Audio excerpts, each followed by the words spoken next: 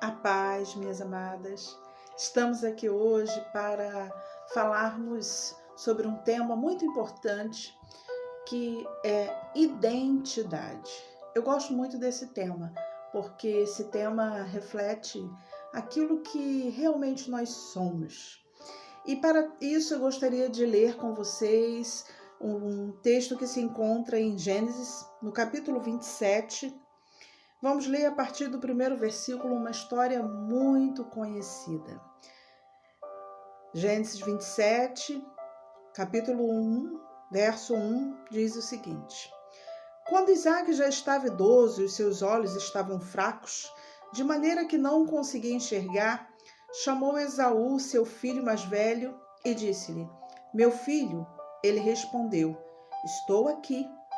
Disse-lhe o pai: Já estou velho e não sei o dia da minha morte.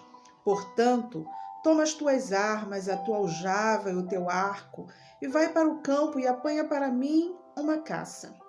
E faze-me um guisado saboroso, como eu gosto, e traze-o para mim, para que eu coma, a fim de que te abençoe antes de morrer. Rebeca estava escutando quando Isaque falou com Esaú, seu filho. Então, quando Esaú saiu ao campo para apanhar a caça e trazê-la, Rebeca disse ao seu filho Jacó: Ouvi teu pai falar para teu irmão Esaú: Traze-me uma caça e faze-me um guisado saboroso, para que eu coma e te abençoe diante do Senhor antes da minha morte. Portanto, meu filho, dá ouvidos agora à minha voz naquilo que eu te ordeno. O verso 18 diz assim: E Jacó foi até seu pai e o chamou. Meu pai? E ele respondeu: Estou aqui. Quem és tu, meu filho? E Jacó disse a seu pai: Sou Esaú, teu primogênito.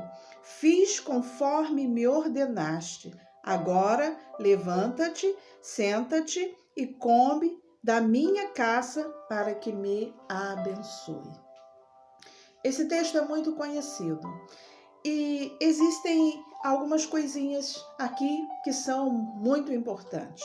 A primeira é que Rebeca, ela ouve quando Isaac está falando com Esaú e naquele instante ela chama Jacó e faz uma proposta para Jacó, para que Jacó se passe por uma outra pessoa, para que Jacó se passe por Esaú, a fim de receber a bênção. E Jacó aceita essa proposta. E quando seu pai pergunta quem é ele diz: Eu sou Esaú, o teu primogênito. Nesse instante, Jacó assume uma identidade que não era a identidade dele. E nós sabemos o desfecho dessa história. Mais adiante, Jacó, ele vai para uma outra cidade, ele se casa e ele colhe daquilo que ele plantou, pois ele é enganado. Seu sogro Labão o engana por várias vezes e Jacó sente um pouquinho de tudo isso. Mas um belo dia o Senhor diz para Jacó que é necessário voltar para a casa dos pais. E neste retorno, quando ele volta, ele tem um encontro com um anjo. E nesse momento, que se encontra no capítulo 32, no verso 27, diz assim: E ele lhe perguntou: Qual é o teu nome? E ele respondeu: Jacó. Observe a diferença do momento em que Jacó se passa por Esaú, assume uma identidade que não é dele, e agora Jacó encontra o anjo e assume: eu sou Jacó. Eu sou realmente aquilo que o meu nome diz, enganador. Jacó percebe que havia errado, assumindo uma identidade que não era dele. Sabe, muitas das vezes as pessoas estão fazendo exatamente isso, assumindo uma identidade que não é sua. Eu não sei se você, ao ler o que Rebeca fez, consegue se lembrar de uma outra história muito conhecida, que é o momento em que a serpente conversa com Eva. A serpente leva Eva a refletir, a pensar nela própria, naquilo que seria bom para Eva. E a mesma coisa Rebeca faz com Jacó. Leva Jacó a pensar em ter proveito próprio. Muitas das vezes tem sido exatamente assim que as pessoas têm vivido, apenas pensando em si mesmo. Mas Jacó, na realidade, ele não sabia quem ele era. Jacó não precisava correr atrás de bênção nenhuma, porque Deus já tinha bênçãos reservadas para a vida de Jacó. Mas o interessante que eu observo na vida de Jacó é que em tudo isso, mesmo nos momentos em que ele estava errando, tudo o que ele queria era a bênção do Senhor. Sabe? Mas a maior bênção não é simplesmente receber coisas de Deus. A maior e verdadeira bênção é aquilo que nós nos tornamos, ou seja, quando podemos ser bênção na vida de outras pessoas. Mas o nosso tema é identidade. Vimos alguém que assumiu uma identidade que não era sua, que tentou fazer seu pai acreditar naquilo. E eu te pergunto, quem é você? Qual é a sua verdadeira identidade? Quem, de fato, é você que me escuta? Ah, talvez você diga, eu sou a Maria, ou eu sou a Madalena. Ah, sabe quem eu sou? Eu sou a esposa do pastor fulano de tal, ou eu sou a profissional tal, ou a mãe de alguém. Não, nada disso define quem é você. Não, essa não é você, porque se tirarem tudo isso de você, o que de fato vai sobrar em você? Sabe, antes da pandemia, vivíamos tão atarefadas numa correria de eventos, de programações, de cultos, vivendo uma vida de superficialidade. Mas nesse tempo, esse tempo em que estamos em casa, o Senhor tem nos levado a refletir sobre várias coisas. E hoje Ele quer te levar a refletir sobre a sua verdadeira identidade. Porque muitas das vezes temos assumido identidade que não é nossa. Nos passando por uma outra pessoa apenas querendo impressionar. Jacó precisou de colocar pelos sobre os seus braços para que seu pai acreditasse que era Esaú. E você? E você? Quem é que você tem se passado por quem? Que identidade que você tem assumido? A quem você tem tentado impressionar? Mas nesse tempo, não está dando para impressionar muita gente. Por quê? Não tem eventos, não tem os cultos, não tem nada. Você está trancada dentro de casa, somente com algumas pessoas, sabe? Mas é exatamente nesse momento que a sua real identidade ela começa a aparecer. Ou melhor, a identidade que você tem assumido, ela começa a aparecer. Mas ela aparece de que forma? Será que você tem sido a mesma mulher que tem estado na igreja, que tem pregado, que tem assumido eventos, programações? A mesma que está lá, que todos olham e dizem é bênção. É aquela que está em casa, é aquela que trata o marido, aquela que trata os filhos. Essa é a identidade que você tem tomado. Observe, analise, veja, sabe, para detectar um problema pulmonar, às vezes em um raio-x, passa até desapercebido. Uma ressonância vai muito mais além. E hoje o Senhor está te convidando a fazer essa ressonância e ir muito mais além, para que você possa observar o que de fato tem aí guardado dentro do seu coração. Eu gosto muito do Salmo 139. É um salmo que fala muito ao meu coração ao falar sobre identidade.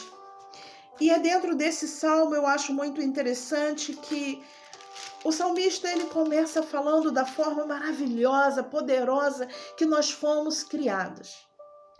Mas depois, a partir do verso 19, parece que ele sai do contexto de tudo que ele está falando.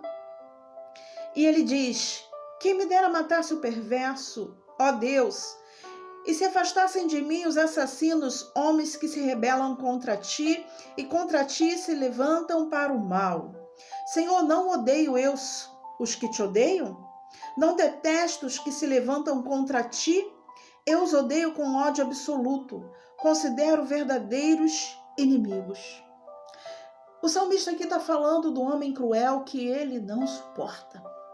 Mas você observa que quando chega no verso 23, ele diz: sonda-me, ó Deus, e conhece o meu coração. Prova-me e conhece os meus pensamentos. Vê se há em mim algum caminho mau e guia-me pelo caminho eterno. Ele para e observa: será que eu também não tenho sido este homem mau? Vê, sonda, prova. Muitas das vezes pedimos que o Senhor nos sonde, mas quando Ele nos prova, a coisa fica bem diferente, né? Então, nós precisamos de, nesse momento, dentro dessa pandemia, dessa crise, porque o Senhor permitiu tudo isso.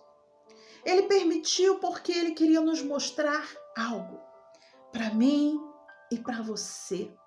E esse é o tempo de dizer: sonda-me, ó Deus, e vê se há em mim algum caminho mau. Vê se há em mim, veja se eu tenho realmente refletido a sua identidade, aquilo que realmente o Senhor quer para mim. Nesse tempo de pandemia, nós temos tomado muito cuidado, higienizando as mãos, passando álcool em gel, limpando as coisas.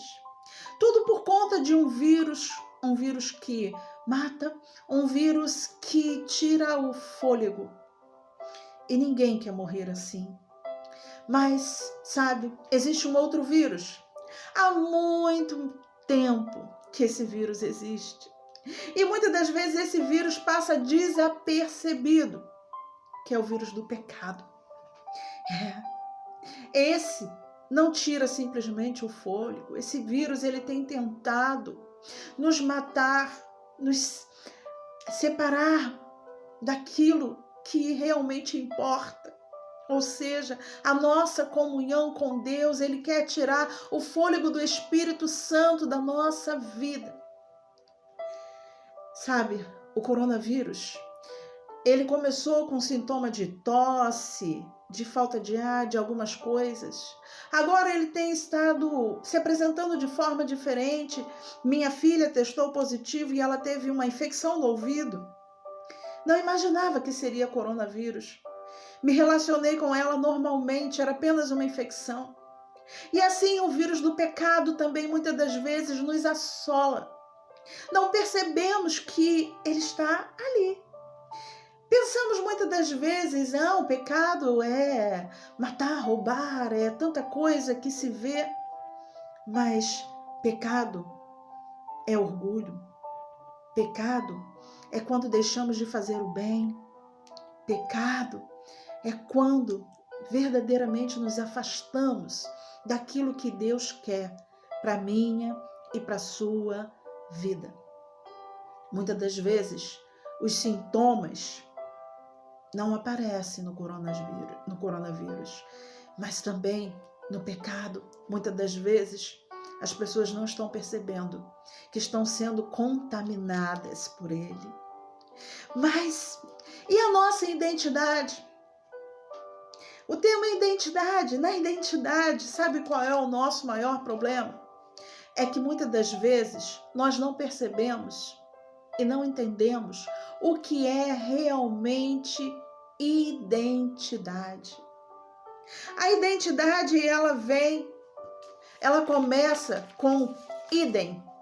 Idem vem do adjetivo de idêntico. Idêntico. E depois o sufixo da palavra é dade. Qualidade de quem se é idêntico. Ou seja, idêntico a quem? Ah, Colossenses 3:3, você deveria ler todo o livro de Colossenses e principalmente o capítulo 3. Você vai ver coisas lindas e maravilhosas nesse capítulo. Diz que a nossa identidade, ela está escondida em Cristo. Sabe, idem a quem? Somos filhas amadas do Pai, essa é a nossa identidade. Aleluias! Fomos resgatadas. Efésios, no capítulo 1, diz que antes mesmo da fundação do mundo, Ele nos escolheu, Ele nos amou, Ele nos elegeu. Somos filhas amadas e precisamos de assumir essa identidade de Cristo em nós, porque somos filhas de Deus. E nada pode nos tirar isso, e é isso que nós devemos lembrar o tempo inteiro. Sabe, Jacó já era adulto quando sua mãe Rebeca lhe fez a proposta de tomar uma outra identidade. Ele poderia ter dito: não, eu não quero. Não, eu não vou. Assim como Eva também poderia ter dito: não, eu não vou comer desse fruto, eu não vou dar ouvidos. Mas tanto Eva quanto Jacó tiveram interesse próprio. E nessa identidade, quando nos assemelhamos a Cristo, nós vemos exatamente o contrário. Aquele que renuncia por amor ao outro, ou seja, por amor à humanidade, ele dá a sua vida, ele se doa. Ele não pensa em si. Então, identidade idêntico a Cristo, ou seja, semelhantes a Cristo, com a qualidade de Cristo, de filha amada do Pai.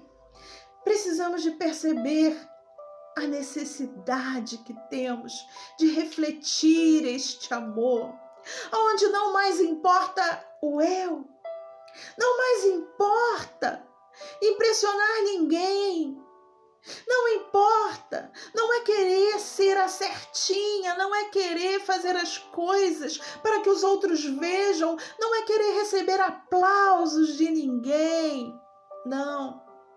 Mas é querer agradar o coração do Pai. Sabe, eu nasci e me criei no Evangelho, eu conheci o Deus da religião. Ele sempre foi o meu Deus. Mas depois de muitos anos de igreja, eu conheci o meu Pai. Eu descobri que eu sou filha amada do Pai. Isso alegra meu coração e deve alegrar o seu coração também, porque como filha amadas do Pai, a alegria é imensa, o prazer é imenso, nós temos um Pai. Não temos por que nos preocuparmos. Não há razão para o desespero, minha amada. Você tem um Pai que está no controle de todas as coisas. Ele te ama. Ele te ama. E Ele quer que você o busque, que você tenha relacionamento. Quantas vezes você tem até observado que não tem andado da forma como Ele gostaria. E você se esforça querendo ser uma mãe melhor, uma esposa melhor, uma serva melhor. E Ele diz: filha, não é dessa maneira. É com relacionamento comigo, sou eu que vou fazer em ti. A sua parte é me buscar, é buscar esse paizinho, é sentar no colo do Pai, é dizer: Pai, estou aqui, paizinho, se revela a mim. É dizer para Ele: Pai, eu quero me parecer contigo cada vez mais, eu quero ter as características de filha, sabe? Esse é o grande segredo da nossa identidade, de sermos parecida com esse paizinho que tanto nos ama, que conhece as nossas dores e vê cada lágrima, mas esse paizinho que muitas das vezes nos corrige, esse paizinho que diz: filha, eu estou contigo, eu não te deixo nenhum momento. E esse paizinho que quer nos ver crescendo. Sim, quer nos ver assim como nós vemos os nossos filhos crescendo e nos alegramos. Ele também deseja nos ver crescendo. E esse é um tempo de crescimento. Esse é um tempo de assumirmos uma maturidade, de não sermos mais como antes, mas de verdadeiramente refletir esse amor, esse carinho do Pai, o nosso Paizinho, Abba, Pai. Eu quero orar por você nesse momento. Pai querido, nós queremos em primeiro lugar te agradecer, Pai, pelo privilégio de sermos filhas. Oh Pai, somos filhas amadas Tua e ninguém pode tirar isso. Não, podemos perder tudo nessa vida, mas não podemos perder a nossa identidade, a identidade de filha. Pai, que a cada dia Tuas servas se lembrem disso, que são filhas amadas. Não importa o que os outros dizem, não importa as palavras que muitas das vezes magoam, que chegam até os nossos ouvidos, Pai. Mas que nesse momento possamos pensar: não, eu sou filha, eu tenho um Pai. Eu não tenho por que me abater, eu não tenho por que me desesperar, porque eu tenho um Pai. O meu Pai é nada mais, nada menos do que o Criador dos céus e da terra. Ah, Paizinho amado, toma a tua serva que escuta essa mensagem nesse momento. Traga paz a esse coração que venha estar atribulado. Pai, que ela sinta o teu abraço, o teu toque, dizendo: filha, eu estou contigo, eu sou o teu Pai. Essa é a tua identidade de filha amada. Pai, muito obrigada pelo teu amor, muito obrigada pelo teu carinho, muito obrigada, porque temos o privilégio de te chamar de Papai. Em o nome de Jesus. Amém. Amém. Graças a Deus. O Senhor é bom. Deus te abençoe, minha amada irmã. Amém.